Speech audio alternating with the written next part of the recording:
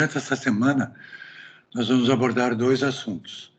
O primeiro assunto é vias aéreas e ventilação, e o segundo assunto é trauma de tórax. Começando agora com via aérea e ventilação, que é fundamental, é o item A do nosso ABC do trauma. O ponto fundamental quando a gente está começando a avaliar os pacientes politraumatizados que chegam para nós no pronto-socorro, ou mesmo quando nós estamos indo buscá-los na ambulância, é a oxigenação. Nós sempre devemos pré-oxigenar. E aqui a gente encontra, então, essa máscara, né, que deverá ser conectada a uma fonte de oxigênio. E o que a máscara faz? Ela simplesmente enriquece o ar, que tem 70% de nitrogênio, e ao enriquecer o ar, vai encher os nossos alvéolos com uma proporção maior de oxigênio. Vocês já vão entender por que isso é muito importante. Lembrem sempre que, quando a gente for fazer a avaliação do paciente politraumatizado, a avaliação inicial, é extremamente importante que a gente faça uma união entre avaliação de via aérea e colocação de colar cervical, assim como na parte C, avaliação dos pulsos e o acesso venoso. Se a gente sempre fizer isso, a gente não vai esquecer de fazer esses dois passos que são fundamentais, colocar o colar e obter dois acessos periféricos calibrosos. Então, sempre colocar o colar cervical. Muito bem, vocês avaliaram a via aérea na parte A e colocaram o colar cervical, agora vocês têm que identificar todas as situações que podem possivelmente comprometer a via aérea. Então, reconhecer sinais e sintomas de obstrução aguda de via aérea, observar o paciente e ver quando ele realmente não está conseguindo ventilar, ver se existe alguma obstrução de via aérea alta, reconhecer os sinais da ventilação inadequada, ou seja, o paciente não movimenta bem o tórax, tem uma tiragem muito importante, tem uma movimentação paradoxal da parede torácica, tem múltiplas fraturas de costela e etc. Então, tudo isso tem que ser observado para a gente verificar se esse paciente ventila apropriadamente ou não. Temos que saber realizar manobras de obtenção e manutenção da via aérea, tudo isso a gente vai ver agora. Saber quando é necessário estabelecer uma via aérea definitiva, né? E saber fazer uma via aérea definitiva. Então, vamos lá. Uma das primeiras medidas que a gente deve fazer é levantar o queixo, esse chin lift, que é a elevação do mento. E é importante que, se o paciente já não estiver com o colar, nós devemos colocar o colar ou alguém vai ter que fazer a estabilização no pescoço. Então, essa é a primeira manobra que a gente pode fazer para afastar um pouquinho a língua do palato e facilitar a ventilação. Quando que eu posso me sentir confortável com a ventilação de um paciente? Como que está esse paciente? Ele está falando comigo? Ele não está? Existem fraturas de face? Esse paciente fez um Lefort 1, 2, 3, uma fratura que faz uma disjunção crâniofacial. Se essa é a situação, a chance desse paciente perder a via aérea é muito grande. Então, é um paciente que você tem que avaliar com um extremo cuidado. Mesma coisa, uma lesão de traqueia, ou de laringe, ou hematoma cervical. Então, situações que possam comprometer, né, a via aérea alta têm que ser observadas, né? Como que está o nível de consciência desse paciente? Lembrar que álcool, drogas e um TCE fazem alteração no nível de consciência, mas a causa mais comum de agitação de um paciente é hipóxia. Então, se vocês tiverem um paciente que chega no pronto-socorro agitado, ele não necessariamente vai estar embriagado, ele pode simplesmente estar hipóxico. E é extremamente importante a gente avaliar e saber identificar isso. E qual é essa gravidade do trauma? Então, o paciente chega, ele está falando, ele está relativamente estável, mas, de repente, vocês observam que ele tem um abdômen bastante distendido, que ele tem fratura de ambos os fêmures, que ele tem uma fratura em livro aberto de pelve, que ele é um grande queimado. Então, esses pacientes, e particularmente os queimados, são pacientes que exigirão muito cuidado. E justamente por esse motivo, nós temos que tomar um cuidado muito especial com a via aérea, porque eles podem vir com Glasgow 15, lúcidos, e, no entanto, se eles fizeram, se o paciente grande queimado estava numa área fechada,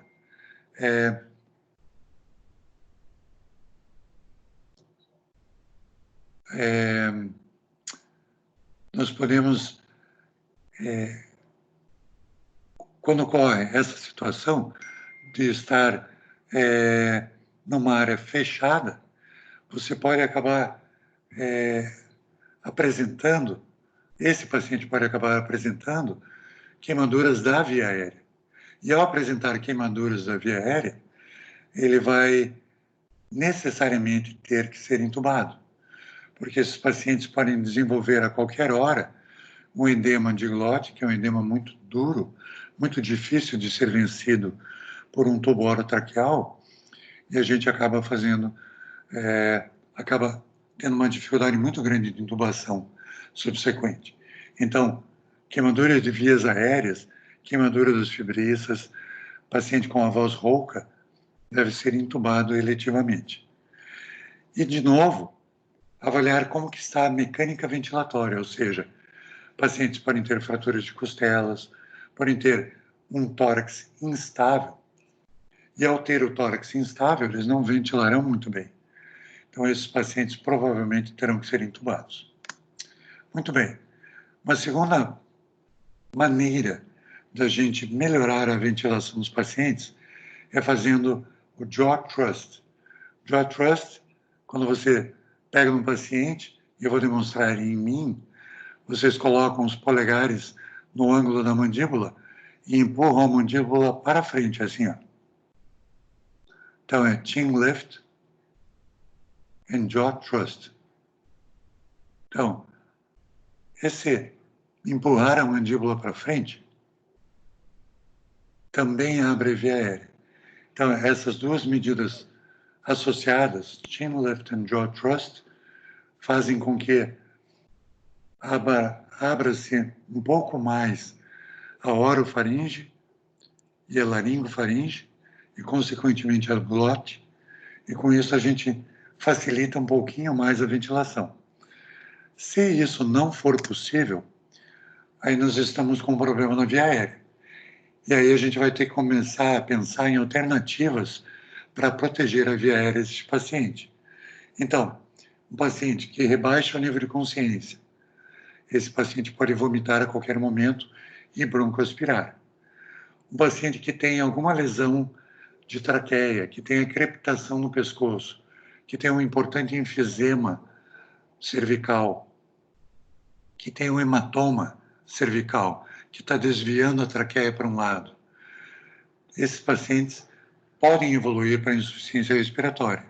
Então, nesses casos, até que você tenha certeza da situação que está ocorrendo na via aérea alta, é mais seguro sedar e intubar. Se o paciente começar a desenvolver agitação por hipóxia, não há nem o que considerar. Esse paciente tem que ser intubado. E é importante você auscultar o paciente e auscultar a via aérea para ouvir cornagem, para ouvir crepitação, para ouvir qualquer indício de uma necessidade de intubação precoce. Muito bem. Aqui nós temos a máscara laríngea. A máscara laríngea é um passo acima, ou melhor, um passo antes de uma intubação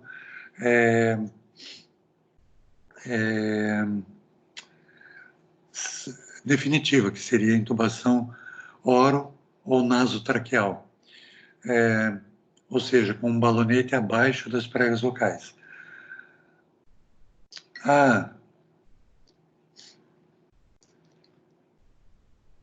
A máscara laríngea tem inúmeros tamanhos, tem esses 6 tamanhos que vocês observam aqui. Aqui é um paciente grande, mais ou menos do meu tamanho, eu peso 97 quilos, e aqui é uma criança, né? E as intermediárias vão depender, né, da avaliação do paciente. A máscara laríngea possui esse tubo pelo qual vai passar o ar. Existe esse outro tubo pelo qual você vai drenar o esôfago, ele drena aqui. E existe esse balonete. O balonete insufla a máscara, essa região aqui. Então, essa é uma máscara laríngea instalada. Vocês observam que a máscara é colocada pela cavidade oral.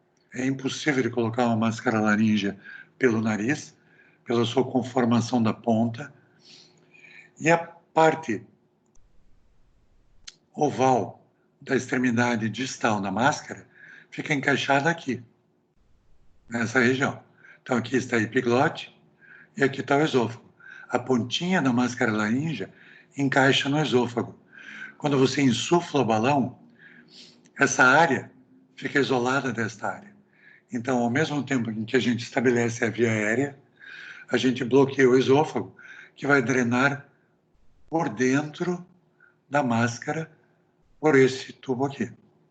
Então, nós temos 2 tubos, um para drenagem, um para ventilação e um para colocar ar na máscara, que é essa região aqui. Então, uma vez instalada, nós temos um paciente que não tem uma via aérea definitiva.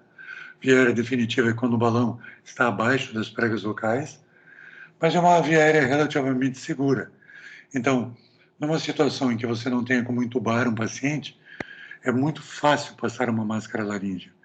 Você escolhe a máscara de acordo com o tamanho do paciente, segura a língua do paciente com uma gaze, puxa ela ao máximo que você conseguir para fora da boca e desliza a máscara como se estivesse segurando uma caneta, né, com a porção da máscara, com esta porção aqui, voltada para a frente, para a via aérea do paciente. Ela vai se encaixar com essa pontinha no esôfago e essa área vai ficar apontada diretamente para a traqueia. Muito bem. Se vocês não tiverem essa máscara disponível, vocês terão que ventilar esse paciente que está rebaixando de alguma maneira. Às vezes, ao tentar ventilar com o ambu, e o ambu, que é este conjunto, se chama ambu, mas o ambu nada mais é do que um Artificial Manual Breathing Unit. Então, é uma unidade manual de ventilação artificial, que tem que ter uma máscara que tem que se acoplar muito bem no nariz e boca do paciente. Então, é impossível vocês ventilarem uma criança com uma máscara desse tamanho, assim como é impossível ventilar um adulto com uma máscara infantil. A máscara tem que ser adequada à face do paciente. A esta estrutura, a gente conecta um tubo com oxigênio.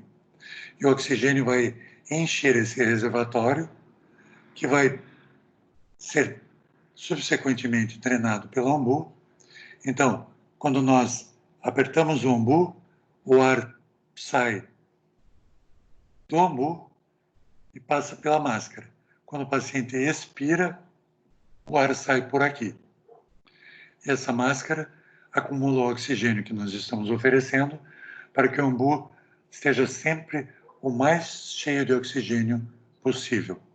Então, é muito importante usar esse reservatório para melhorar a fração inspirada de oxigênio do paciente. Se não for possível ventilar adequadamente com o ambu, pode ser necessário uma canula de Guedel, que são essas canulazinhas aqui. Novamente, existe uma cânula de Guedel para cada paciente. Uma cânula para mim, que tem em torno de entre 90 e 100 quilos, seria esta aqui. Um paciente muito grande, de 120 quilos, provavelmente precisaria dessa aqui. E esta é para uma criança muito pequenininha, de poucos quilos. Essa aqui é de uma criança de cerca de 5 a 10 quilos, e assim por diante. Como que a gente instala a cânula de Guedel? É muito simples. Você segura a cânula por esta área aqui, como está demonstrado aqui, e a cânula é colocada voltada com a sua extremidade para a região da cabeça, não no tórax. Uma vez que você colocou toda a porção curvada da cânula de Guedel dentro da boca, ela é girada ao contrário. Então, nós colocamos a Guedel dentro da boca, quando chega nesse nível, nós giramos a Guedel ao contrário, porque a ponta dela tem que estar voltada para baixo, bem próxima da epiglote. Depois que foi colocada a Guedel, aí nós conseguimos utilizar essa máscara, que vai ficar em cima da Guedel, acima da boca e nariz do paciente. E aí fica muito mais fácil de ventilar. Então, nós podemos até tentar ventilar apenas com o ambu, sem a Guedel, mas se for muito difícil, se o paciente estiver mordendo a língua, se o paciente estiver mais combativo, é melhor colocar uma Guedel e aí tentar ventilar, se for possível ventilar, aí sim sedar o paciente. Muito bem. Sedar como? Uma vez que a gente vai sedar o paciente, nós vamos ter que entubá-lo. E aqui nós temos alguns tubos orotraqueais. Esses tubos podem ser usados pelo nariz. E os tubos que são específicos para o nariz não podem ser utilizados pela boca, porque eles têm uma conformação diferente. Mas a gente pode usar tubos orotraqueais colocados pela narina, sem problema nenhum. Eu já vi um tubo 9, que é um tubo bastante calibroso, passado por uma das narinas, sem causar um grande dano para o paciente, desde que esse tubo não fique muito tempo no nariz do paciente, porque ele vai causar erosão dos cornetos. Muito bem. Uma vez decidido que esse paciente será entubado, algumas medidas podem ser tomadas. Uma delas é pedir, enquanto o paciente está acordado, para ele abrir ao máximo que puder a boca e pôr a língua para fora. Esta é a avaliação de Malampati. Existem 4 classificações. A melhor é a classe 1, na qual você consegue ver não só a úvula, como você quase vê a traqueia. Então, esse é um paciente fácil de entubar. Classe 2, você só vê a úvula. Na classe 3, você mal vê o palato mole. E na classe 4, a gente nem sequer vê o palato mole, só o palato duro. Então, essa última classe é muito mais difícil de entubar. Isso só dá para avaliar com o paciente acordado. Muito bem. Escolhido o tubo, e a gente escolhe o tubo baseado praticamente em adultos, crianças e crianças muito pequenas e bebês. Então, adultos, nunca utilizem um tubo menor do que 8. Por quê? Porque é muito incomum não conseguir entubar um adulto com tubo 8, a menos que esse paciente tenha uma estenose de traqueia ou algo parecido. Então, geralmente, mulheres pequenas podem ser facilmente entubadas com tubo 8, para cima. Se não for possível, aí vocês tentam um tubo menor. Mas não tentem iniciar uma intubação com um tubo 6,5 ou 7. Por quê? Porque se o paciente tiver que ser, por exemplo, submetido a uma broncoscopia, o broncoscópio não passa por um tubo 6,5 ou 7. Nós temos que ter, no mínimo, um tubo 7,5. Então, via de regra, não usem tubos finos para intubação orotraqueal. Aqui nós temos um laringoscópio portátil, impresso numa impressora 3D. Então, isso aqui deve custar, né, esse aparelhinho deve custar R$200. Então, depende, o preço, na verdade, é só o preço da câmera que é acoplada ao instrumento, né? Mas isso aqui é feito numa impressora 3D e que pode ser conectado a um tablet, a um celular, a qualquer smartphone. e você pode comprar, né, aqui no Brasil, isso custa em torno de 300, 400 reais. O que custa caro, na verdade, é a pequena câmerazinha adaptada. Muito bem. Não temos isso disponível nos hospitais e nos centros de trauma, mesmo porque a gente vai acabar tendo que usar os laringoscópios convencionais, que são esses aí. Eles têm lâminas diferentes que se encaixam neste handle. Né?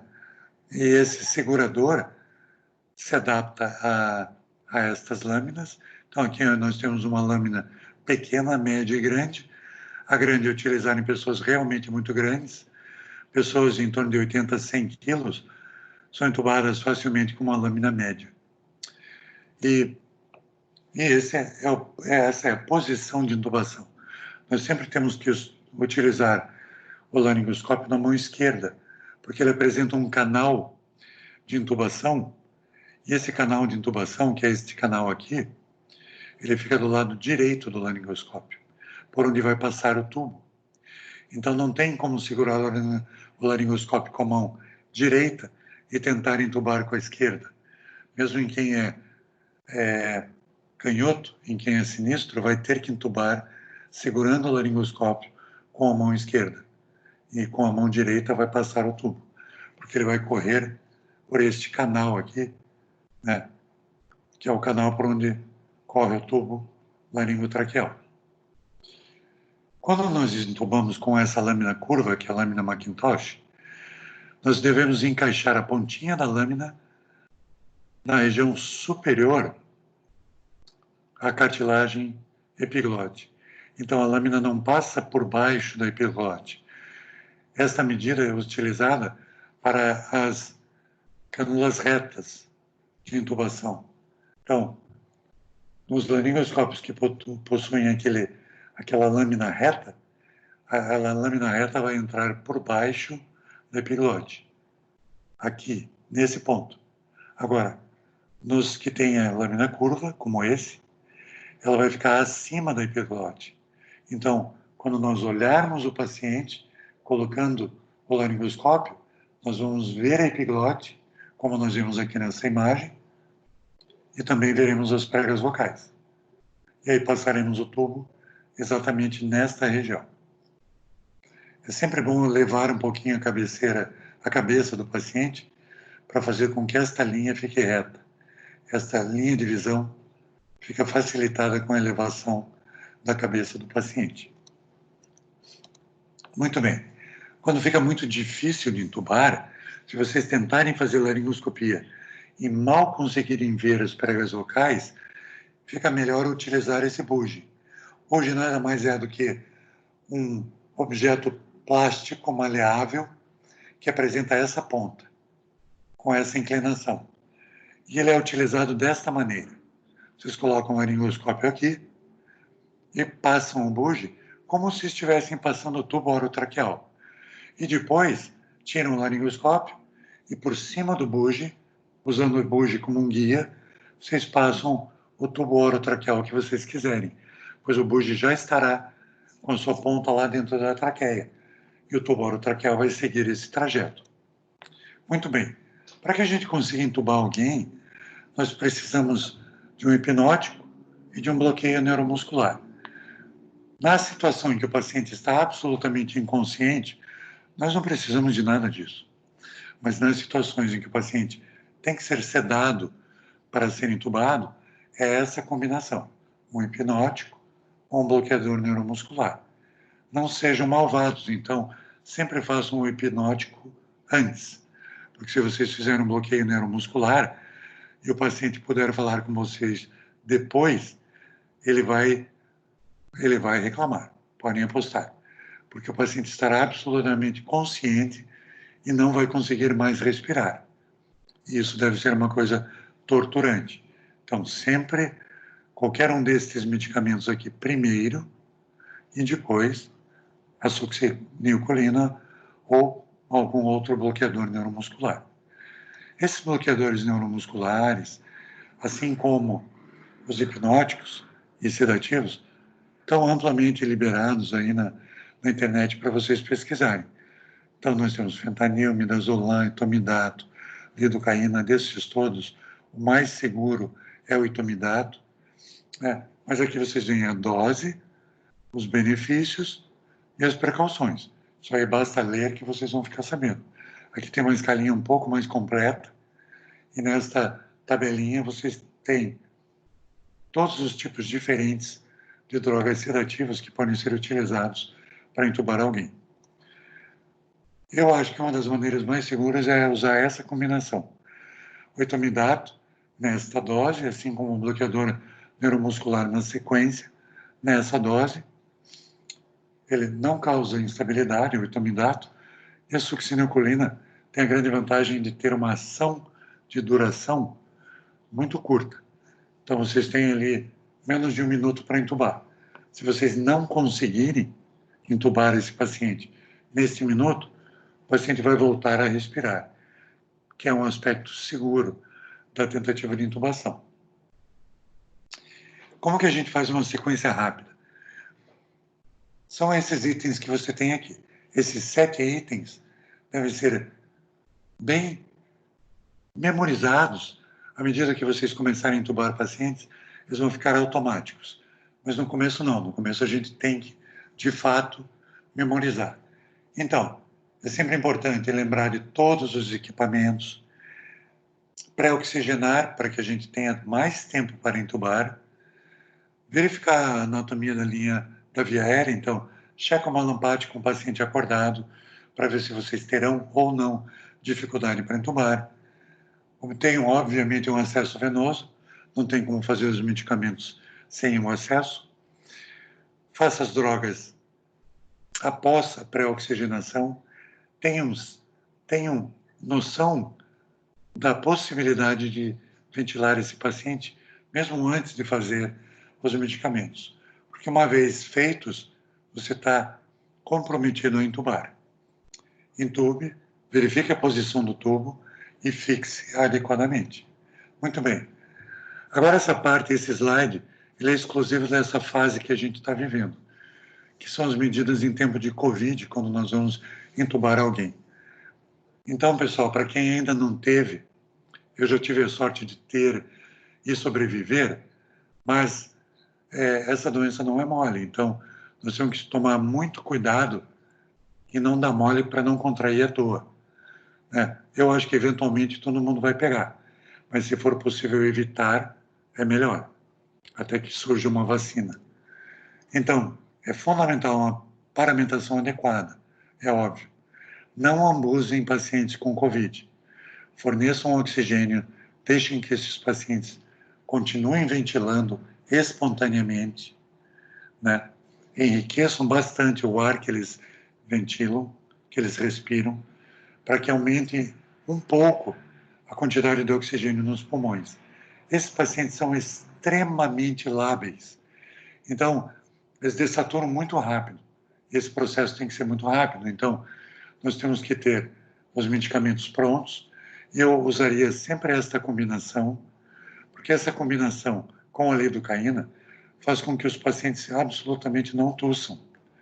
Então, a mistura de succinilcolina com lidocaína e com o propofol, que é um excelente sedativo, farão com que esses pacientes, de fato, parem de respirar, que é muito importante para que eles não tussam na cara de vocês e vocês não acabem contraindo o Covid-19.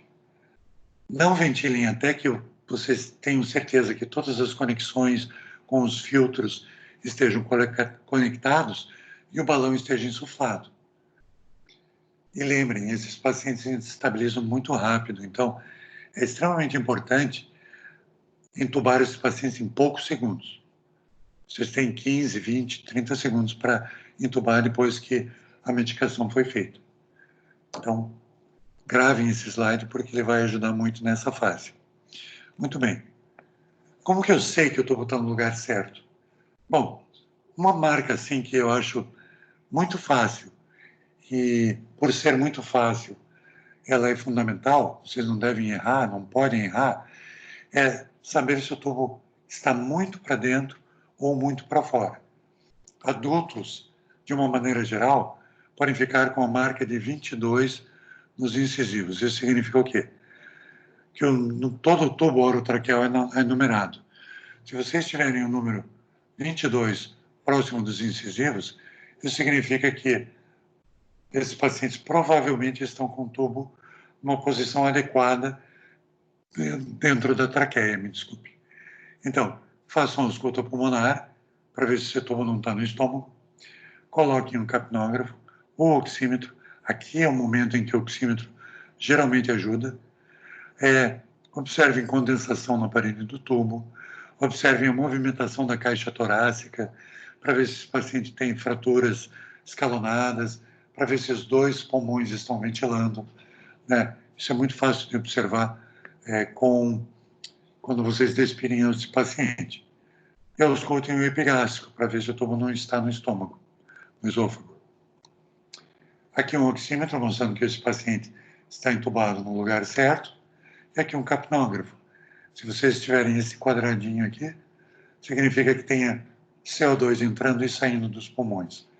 Aqui é uma intubação esofágica, ou seja, sai um pouquinho do ar que você estava ambusando com o CO2 e depois mais nada. Então, todas essas aqui são movimentação de pacientes com CO2 na via aérea. Aqui não há CO2. Muito bem. Então, aqui a gente completa a nossa aula de via aérea. Eu espero que vocês tenham entendido um pouco melhor como se intuba alguém, as medidas necessárias, o material necessário, e qualquer dúvida a gente discute na nossa aula de terça-feira. Um grande abraço para vocês e até a próxima.